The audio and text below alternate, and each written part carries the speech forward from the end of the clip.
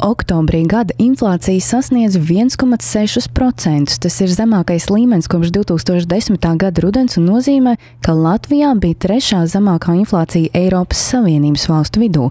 Kā atklāja Latvijas Bankas prezidents Ilmārs Rimšēvičs, kritums bijis par pāris procentpunktiem lielāks nekā gaidīts. Kas ar to noteica? Jāpiemina trīs noteicošie faktori.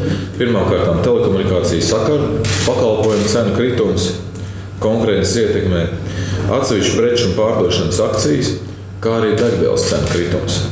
Arī 12 mēnešu vidējā inflācija oktobrī jau otro mēnesi pēc kārtas bija daudz zemāka par atbilstošo Maastrichtas kritēriju, kas Latvijai jāsasniedz, lai varētu ieviest eiro. Runājot par tautsaimniecības izaugsmi, Latvijas Bankas monetārās politikas pārvaldes vadītāja vietnieks Mārtiņš Bitāns norāda, ka iekšzemes koprodukta kāpums trešajā ceturksnī pret tādu pašu periodu pagājušajā gadā pieaudzis par vairāk nekā 5%. Faktori, kas veicinājuši straujo ekonomikas izaugsmi, ir vairāki. Jāmin necerēti labais eksporta sektora, rādītāji visu šī gada garumā.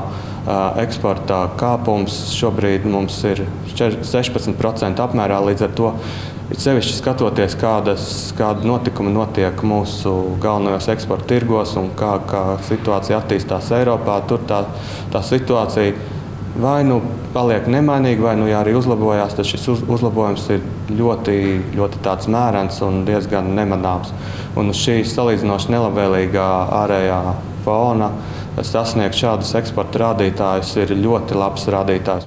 Izaugsmi veicinājuši arī vienreizēji faktori, piemēram, iedzīvotāji aktīvi sākuši tērēt uzkrājumus, kas nozīmē, ka patēriņš pieaug straujāk nekā iedzīvotāju ienākuma līmenis. Kā atklāja Bitāns, vienreizējo faktoru ietekme mazināsies un iespējams kā šogad, tā nākamgad izaugsmes prognozi vajadzēs samazināt, tomēr samazinājums nebūs izteikts.